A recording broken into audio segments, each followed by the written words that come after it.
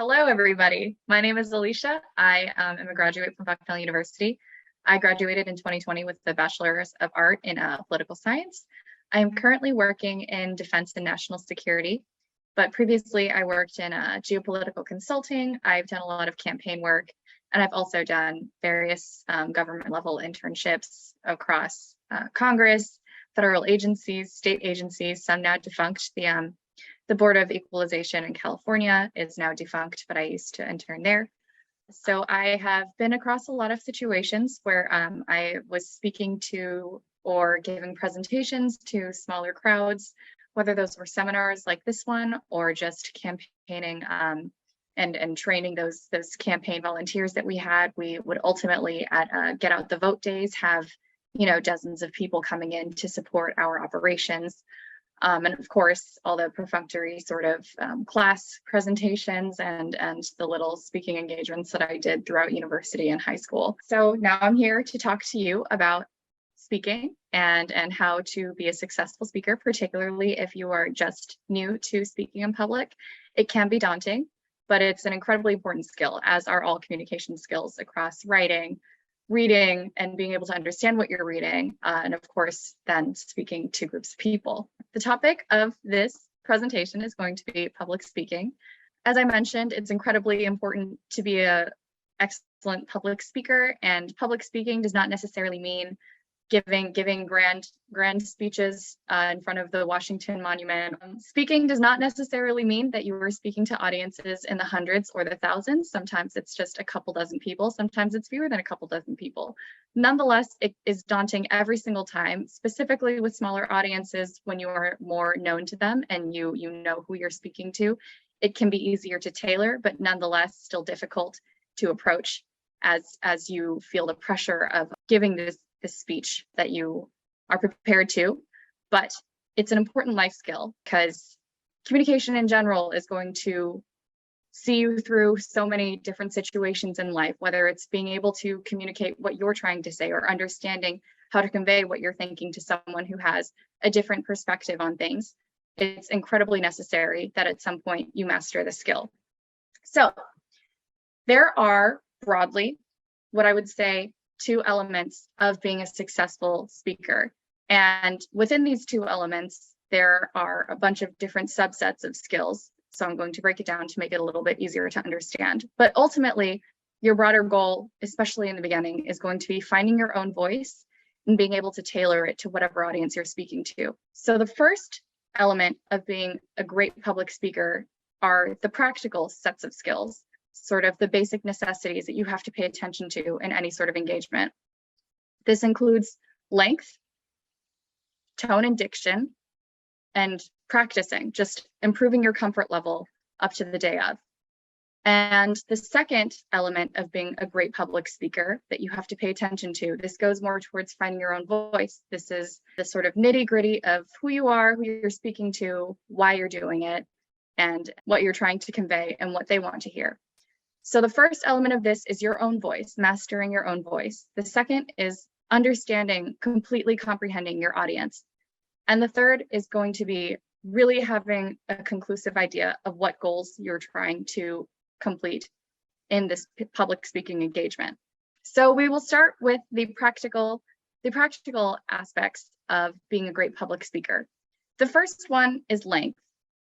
Length is incredibly important, and it's something that people often don't think about, at least not as consciously as I think that they should. And length is one of the most important parts of public speaking, in my view, because when you wax on, you are often alienating your audience. And what people don't realize is speaking for too long on a topic unprofitably can actually turn your entire audience against you. So it's incredibly necessary that you understand not only the sort of patience level of your audience, but also the very real limitations that are being placed upon you, whether it's your class and your professor asking you to keep your speech or your presentation to 10 minutes, 30 minutes, an hour, or whether it's just understanding in an informal setting that you have however many people there who are only going to realistically be paying attention to you for so long, as well as how long it really needs to take for you to convey your ideas. Because the reality is that most of your public engagements are not going to be things that require, you know, the emancipation of slavery and incredibly long, gifted explanations of what you're saying. The reality is that in order to be a compelling speaker, most of your speeches are going to be short, and they're going to be to the point, and they're going to be meaningful and impactful, but they can't be verbose. So the second thing that you want to pay attention to is your tone and the diction of your speech. This plays hand in hand, because whatever words that you use, whatever diction that you use, will convey the tone overall of what you're saying. This is something that if you have studied any sort of English classes, AP Lit, or even basic English classes that are offered by any high school, you're going to be familiar with these words, but it's important to place them into your speaking as well, because if you are overly curt, using words that remind your audience of someone who is at an arm's length from both the subject and from them, you're going to be a significantly less compelling speaker. So it's important to pay attention to the words that you're using and to the way in which you're weaving those words to convey to your audience what you're trying to say. The third practical piece of being a great speaker is just practicing and being very comfortable with the speech that you're giving. This is something that lends itself to being a great speaker over time as well. The more speeches you give, the more comfortable you will inherently be with giving speeches and talking to people, talking to groups of people specifically. But when you are new especially, it is important that you practice, because I used to be a competitive dancer, and it is really the same idea, is that if you don't practice, as soon as you get up on stage to the podium, wherever it is that you're going to, you are going to be in a space where your brain is not functioning at 100% clarity, because you're a little bit uncomfortable at the fact that you have an audience. So just imagine that your practice sessions are infinitely more comfortable than the speaking engagement itself. And that's not to say that you should feel undue pressure going into a speech, feeling as though the audience will turn against you and throw rotten tomatoes at you. The idea is really just that you have to practice and get comfortable with what you're going to say, because on the day of, you cannot assume that you'll just be at your best, because realistically, you are going to be placing pressure on yourself to perform that could be greatly alleviated by just practicing. And this can be not just practicing your speech over and over again, but also practicing speaking to people, being very cognizant when you're talking to large groups or even small groups about what you're saying, how long you're saying it for, and just in general bearing in mind what it is going to be like to be speaking to the audience that you'll eventually find yourself in front of. So with that, we're going to move on to the identity elements of being a great public speaker. Just being able to understand the who, the what, and the why of what you're speaking to, the audience you're speaking to, yourself, and what you're trying to convey.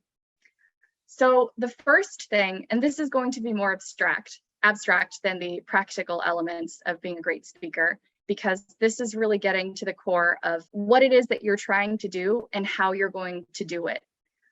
So the first thing you should master is your own voice.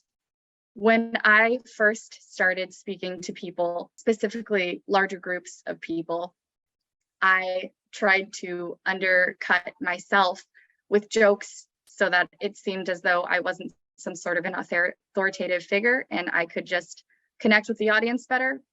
But I received the feedback that I was telling too many jokes, and it was not only inconsistent with who I was as a person, but also inconsistent with the message that I was trying to get across and the gravity of what I was trying to say. So ultimately, I cut back on those jokes and made a real concentrated effort to be more authentic to what I was trying to represent and who I am myself. And I think that that sort of authenticity of voice lends itself to connecting with an audience that can feel when you're uncomfortable or actively trying to subdue yourself. So the second thing about these sort of identity elements is understanding your audience. If you have an incredibly large audience, then it'll of course affect the way that you craft your speech, because a larger audience you can be more general towards. But if you have a smaller audience, say as I was, you are a campaign lead and you're speaking to a bunch of volunteers who you know are already interested in furthering the goals that you have, then you can really focus in on getting them pumped up about those goals, getting them, rather than trying to persuade them into believing what your position is, having them excited and persuasively getting them excited about what it is that they're going to do that day. And so it's really important to understand not only the size of the audience, but also the lean of the audience. And then craft that into the third piece, which is what your goal is in speaking.